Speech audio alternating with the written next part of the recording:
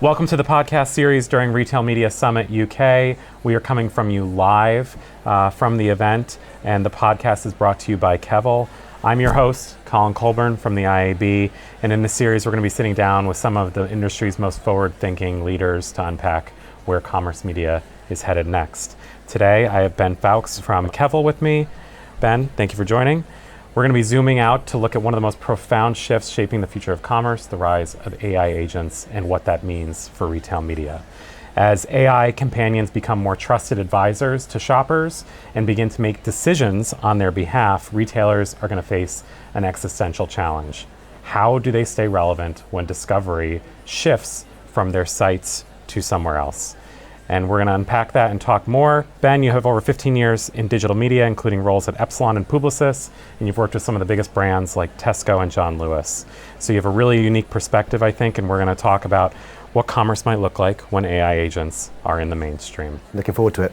So Ben, you've worked with some of the largest retailers in the market here in Europe, and at Kevel, you're seeing AI fundamentally start to reshape commerce and really paint a new picture of what shopping looks like. So it's 2027. What does shopping look like around 2 years from now? I mean, it's very, very difficult to kind of future state and look that far ahead. But if we look at where we're going, I think it's going to be a very interesting kind of landscape. At the moment, let's say that 50% of us are now using things like ChatGPT in the research phase of our kind of shopping journey. But if we look at where all the money's being poured in, it's kind of fairly obvious that your ChatGPTs, your Googles, your Perplexities are very much interested in owning the entire shopper journey as well. So it goes from your generative LLMs to your agentic workflows that can actually own entire shopping workflows, and that can all happen in one platform. There's so many things that need to happen for that to become a reality, but I think we can kind of all start to visualize what that might look like. So it's going to be interesting to see over the next kind of couple of years if all the right things happen that kind of lead us there. Yeah, kind of moving from where today we are, which is really agents acting as an intermediary between consumer and point of purchase, to more autonomous agent activity. Is that kind of what that shift looks like broadly? Exactly. We've obviously all, without really knowing it, been using machine learning and different AI in daily life, like Alexa. Voice, that was going to be the big thing. So search in voice via Alexa, that didn't necessarily take off, but that did not with me at least. But I remember going to events 4 or 5 years ago where everyone was like, yep. Search is over. Voice search, get yourself, retailers need to build all of their optimization to be able to work, record audio so that Alexa can kind of talk to your tech in that way. This, I think, is a little bit different. It's the next stage of kind of where AI is going. So everyone's got kind of used to the kind of answer engines that we can now use with your ChatGPTs. This is that next stage, and there's a big leap of faith for consumers, I think, that goes from, I trust you to give me more information about or give me a better recommendation on what I should buy, to hands off you pop, you can go buy it for me as well. Yeah, I think that's a really good point to bring up, because it's almost like Google has primed us a little bit to be more used to searching, getting kind of a response that we don't have to dig into a website to be able to find the answer. And now this is kind of like a next bigger iteration of that. Yeah, I think, just on that, the internet ultimately is a giant content library, yeah. Right? And Google has been our access point. Most of my family older than me would see Google as the kind of how you get into the internet, right? We know that's obviously not true. They may pay Apple a lot of money for that to be the case on Apple, but that's not actually the way it's meant to be. But Google is our kind of first access point into this massive back-ended kind of library of content. And I think it's more that, these new tools are going to enable us to access that content in ways that are a bit more intuitive. And then it's kind of how that develops. Yep, agreed. So given that, how should retailers be thinking about working with Perplexity, and we can go down the list, ChatGPT? Should they think of them as competitors or complementary to their business? What's kind of like in the mind of the retailers that you're working with, and how should they be approaching it? Great question. It depends on the business. I think in Europe, we've got a lot of really, really good customer-centric retailers. So a lot of people talk a good game about, putting the customer at the heart of your decision making, but there's very few retailers that, genuinely do make their decision making all from that point of view. So I think a lot of it has to come from, for you as a business, like what's happening with your customer? Where is your customer on that scale of AI usage? What are they expecting? What's the experience that they want from you? So that should define first and foremost kind of where you go from it. And the next bit is, friend or foe. So I think that comes down to the type of business you are. I think for the larger retailers, we've already seen Amazon pull themselves off Google. Lots of talk in the industry about whether that's them seeing if they can, put the drawbridge up. Can they survive without Google driving traffic? Dig the moat even deeper. Yeah, because they don't want their data to be feeding into Google's models that could then be used against them in the, one-stop shop, zero-click e-commerce landscape. So I think if that's what they're doing, I think it's fair to say that for certain businesses, in the same way that they should look at Google and Meta as competitors, they should also see these zero-click, end-to-end platforms as things that are going to eat away at their margin, which would make them competitors. It's interesting how some businesses, and we're filming this on October 15th, just yesterday, October 14th in the US, big news of Walmart inking a partnership with OpenAI to allow for agentic commerce to happen within ChatGPT on Walmart's website. So they're taking definitely a very different approach than what Amazon has taken. So it's interesting how there are battle lines that are being drawn here already around agentic commerce. It'll be really interesting to see who wins out in terms of, it's clearly a competitive differentiator. I think for Walmart, it's also probably something, to your point, they know their customer base is likely to be in there. I'm curious, do you see any other pathways that exist between, we kind of have these very far sides of the spectrum, right, of walled off, we're not going to be in the agentic, ChatGPTs of the world, versus we're all in, like we're gonna make buying happen there. Do you see another path emerging? Rory spoke about it earlier on, Rory Sutherland, in terms of whenever there's a certain trend, there's always a kind of counter trend somewhere. And he talked about farmers markets versus, quick e-commerce, because why would you go to a farmers market, which is very, very complicated if you can do really quick and easy shopping? I remember there was a sliding doors moment in e-commerce, I feel that happened maybe 6-7 years ago, where it was all going to be about augmented reality. I don't even remember this, where, instead of going to a website and it basically being an online catalogue, it was, you could do virtual shopping and you'd have your trolley, and it was all like you basically, clip into a VR headset, and that was a really experiential way of going into the website. So I kind of, in my mind, go, is there a third angle? If we go down this route, it will redefine how websites need to put out their content to be read by these. What purpose they serve. What purpose they serve, right? Are you looking to try and feed an engine so that you can be surfaced? Or how do you go about it without?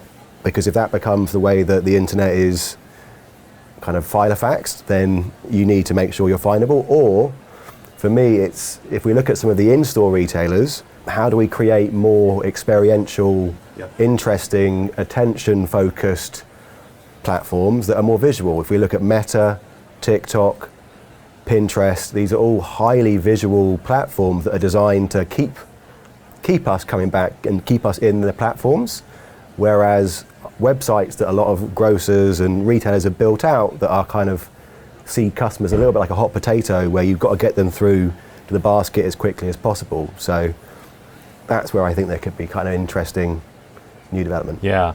So we know that first-party data is obviously a core pillar to the value prop of retail media, right?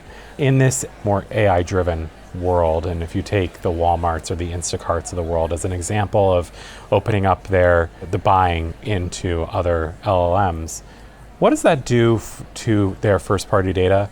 And what's kind of like what's the ways in which they're probably likely, given your experience, likely preparing for whatever that future looks like?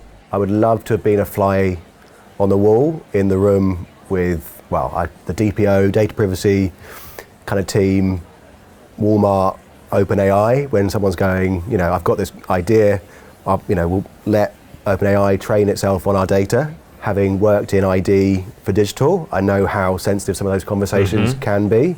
I think in the US, there's a very different kind of mindset to kind of data portability than there is in Europe. Obviously that's been because of kind of legal framework, but for me, if we move into this kind of agentic next state, I feel like there's going to be a more of a commercial and security element to protecting your data. Now, obviously, if Walmart have signed up to this, obviously they might know something that I don't, but I'd be really interested to see kind of what the legal framework was or what's been put in place around kind of safeguarding, obviously, what Walmart's most valuable asset is, which is its kind of data, or one of its most valuable assets. Yeah. We've very much been talking in sort of like the future state. If we come back to the current state, 81% of retail media revenue today comes from sponsored products. I think you've called this a vulnerability. I would agree very much with that. What in a more AI-driven world that we are currently in, where more consumers are using AI as an intermediary, what should the portfolio mix look like for retail media revenue? I think less in sponsored product, if we're being honest. If this is the future, I think it's a bit of an ostrich move, head in the sand, to kind of ignore that the way that our traffic is going to be coming to us is going to mean that they're more primed in terms of, we've already had it with people landing on PDPs more than home pages. This is going to be an evolution of that. I think video, banner, different creative, innovative formats on site. So for Kevel, one of the things we've always prided ourselves on is being able to create more native kind of ad surfaces within commerce, retail, finance players.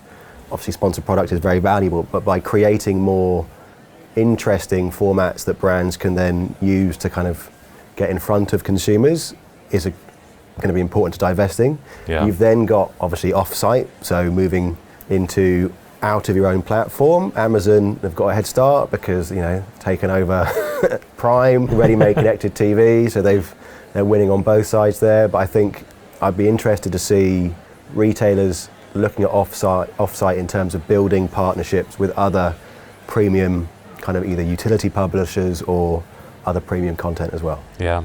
One question, and I know it's probably a question we have from a lot of folks that are going to be listening, especially if you're a leader of a retail media business today, I'm agreeing, I'm nodding my head of, yes, we know that AI is coming. We know that it's a force in terms of how consumers discover, from awareness, so in some cases all the way down to purchase.